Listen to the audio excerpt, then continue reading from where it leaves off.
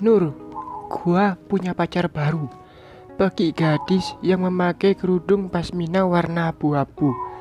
Sedangkan gadis berkerudung warna peach sudah jengah.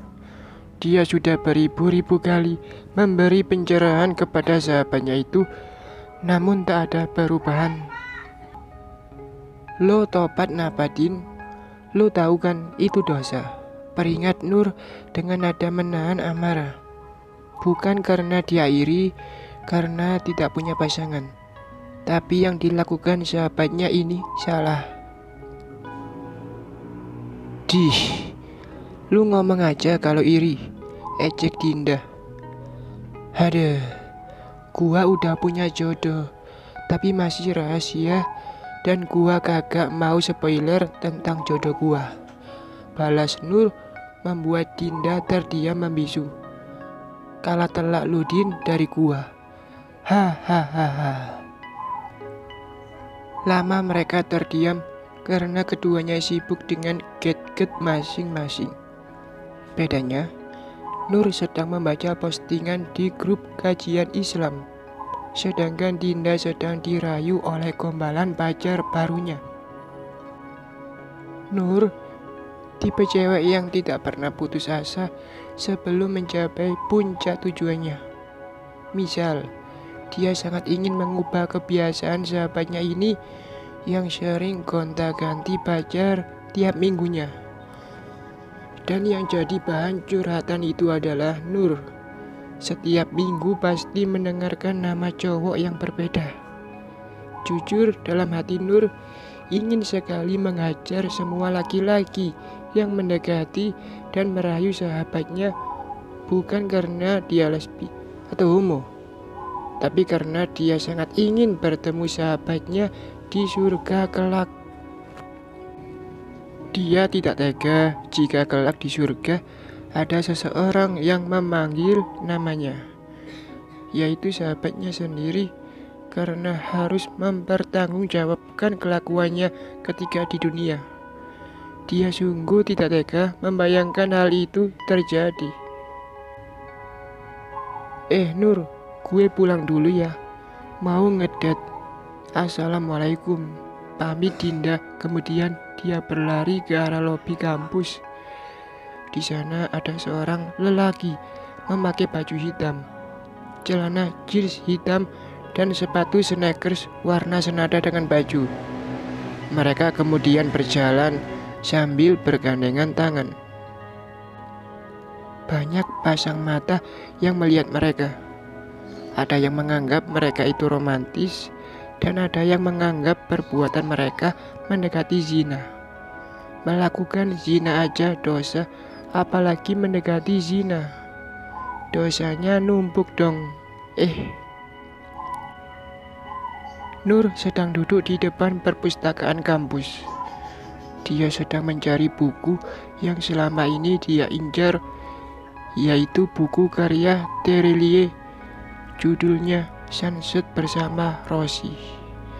Buku itu tak mudah didapatkan karena cetakan kelimanya terbit tahun 2013 dan Nur mencari di tahun 2018. Novelnya sudah tenggelam dengan novel-novel terbaru dari Bang Tere. Nur sangat ingin sekali membeli buku itu, karena buku itulah yang selalu membuatnya ingin pergi jalan-jalan ke Pulau Bali.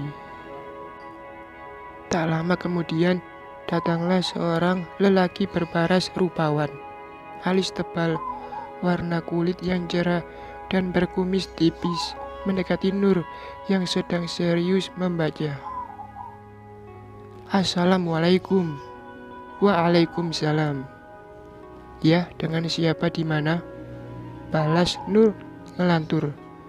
Karena dia sedang seru-serunya membaca buku, sehingga tak sadar jika mulutnya berbicara tak tentu arah, layaknya kereta api tanpa masinis. Maaf mengganggu, saya mau berbicara. Sontak Nur menghentikan kegiatan membacanya dan meletakkan novel itu di atas meja. Maaf, ada keperluan apa? Tanya Nur tanpa melihat siapa lelaki yang sedang diajak bicara. Karena Nur selalu mencoba untuk tidak bertatapan dengan seorang akhwat, karena itu merupakan zina mata. Aku ingin melamarmu. Dek, maaf, bisa diulangi? Pinta Nur sambil mencoba mendengarkan baik-baik ucapan lelaki itu. Aku ingin melamarmu, ulangnya sambil meremas-remas tangannya karena gugup. Jika kamu memang ingin melamarku, jangan datang kepadaku, datangi kedua orang tuaku. Assalamualaikum. Kemudian Nur pergi meninggalkan lelaki itu yang sedang menghilangkan rasa gugupnya ketika duduk berdua dengan seorang wanita tanpa ada teman. Karena lelaki itu tidak pernah duduk berdua dengan seorang wanita, kecuali keluarganya. Ya Allah, permudahkanlah kita untuk bersatu dalam hubungan yang sah. Pertemuan kafe romantis. Di sebuah kafe yang jauh dari hingar-bingar kota yang padat, sedang duduk berdua, sambil bercengkrama melontarkan kata-kata romantis atau sekedar gombalan agar sang kekasih merasa senang dan bahagia. Dua cangkir minuman memaniskan suasana yang ada. Suasana berubah menjadi tegang ketika sang kekasih sibuk dengan ponselnya dan sesekali mengulum senyum ketika ada sebuah notifikasi. Dinda curiga dengan kekasih barunya karena lebih memprioritaskan ponsel ketimbang dirinya. Dengan perasaan curiga yang sudah diubun-ubun, Dinda dengan lancang merampas ponsel kekasihnya dengan kasar. Itu membuat emosi kekasihnya terpancing. Apa-apaan sih kamu? Bentak kekasihnya kepada Dinda yang melihat notifikasi chat di ponsel kekasihnya yang berisi, sayang, kalau udah pulang, beliin makanan kesukaan aku ya. Dinda membaca chat itu membuat emosinya memuncak. Ini siapa? Teriak Dinda sambil mengacungkan ponsel kekasihnya tepat di depan matanya. Semua pengunjung kafe hanya diam melihat pertengkaran antara Dinda dan kekasihnya. Itu pacar gua. Kenapa? Cemburu? Lo siapa gua? Pacar aja bukan. Lo nya aja yang baper. Dasar cewek baperan. Gak malu apa sama tuh kerudung? Sindir kekasih Dinda. Bukan kekasih sih, tapi temen. Kemudian dia mengambil ponselnya dari tangan Dinda dan pergi meninggalkan Dinda yang sudah menitikkan air mata dengan deru nafas yang memburu. Di lain tempat ada yang sedang berbahagia karena ada seorang pria tampan yang membawa keluarganya ke rumah Nur untuk melamar Nur. Sungguh ini merupakan keputusan yang sangat berat untuk Nur, dan kedua orang tua Nur menyerahkan semua keputusan di tangan Nur. Karena yang akan menjalani itu Nur dan calonnya bukan kedua orang tuanya. Dengan ucapan bismillah, Nur menerima lamaran lelaki tampan itu. Nama lelaki tampan itu adalah Muhammad Mikdad Al-Mahdali. Dengan perasaan bahagia, Mikdad memberikan sebuah cincin pertunangan kepada Nur. Dengan hati berbunga-bunga, Nur menerima cincin itu dari tangan Mikdad. Selamat jalan kafe bersejarah. Dinda sadar jika dirinya menjadi tontonan pengunjung kafe. Dengan muka yang sembab, dia pergi meninggalkan kafe yang sangat bersejarah untuk Dinda. Dinda menelepon Nur untuk menyambutnya. Nur, jemput gua. Sekarang gua ada di Jalan Sudirman. Oke, OTW. Tak lama kemudian Nur datang. Dinda langsung masuk ke dalam mobil dan menangis sejadi-jadinya. Nur bingung dengan sahabatnya. Kenapa dia tiba-tiba menangis? Padahal tadi siang senang banget. Sambil menyetir mobil, Nur menanyakan apa yang terjadi. Sambil menangis sesenggukan, Dinda menceritakan semua yang terjadi di kafe. Nur turut bersedih dengan sahabatnya. Tapi ini juga salah sahabatnya sendiri. Berani berbuat harus berani bertanggung jawab. Lu nangis karena ditinggal si Tejo itu. Mending lu nangisin dosa-dosa lu, itu lebih baik. Namanya Alek. Alah, ganti-ganti nama orang aja. Ralat Dinda.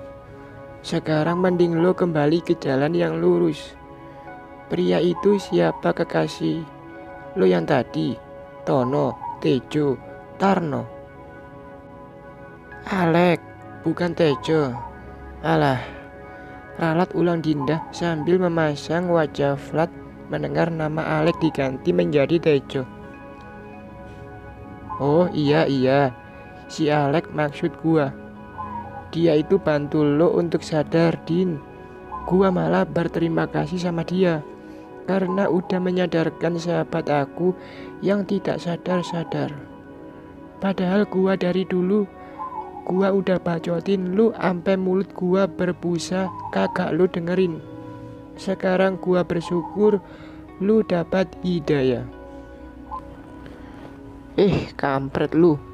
BTW makasih selama ini udah nasehatin gua. Justru gua yang seharusnya bersyukur dapat sahabat kayak lu. Sayang gua sama lu. Tapi sayangnya gua sayang calon imam gua. Tapi masih rahasia ya kan. Udah nyata kok, baru saja ngelamar. Dengan perasaan bahagia, Nur memamerkan cincin pertunangannya yang melingkar di jari manisnya. Dinda melotot kaget. Really? You kidding me, dear?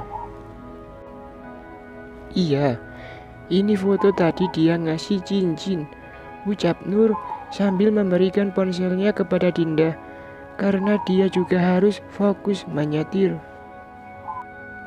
Alhamdulillah, sahabat gua kakak Jones, tapi gua yang Jones. Gak apa-apalah, yang penting gua memperbaiki diri dulu. Hahaha. Perbaiki diri lu mulai dari sekarang. Terima kasih Nur, lu emang yang terbaik. You're my best friend.